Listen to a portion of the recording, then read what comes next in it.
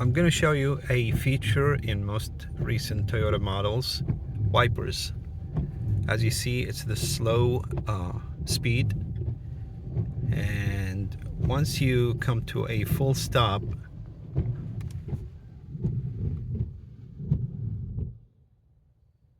the wipers will turn into the intermittent by itself.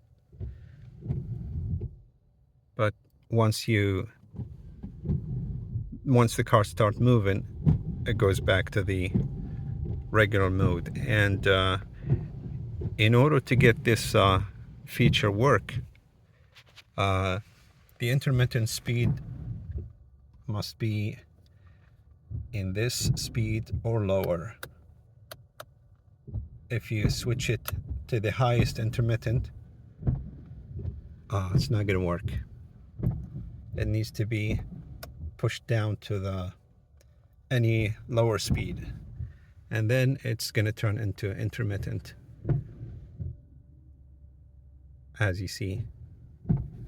But once the car starts moving,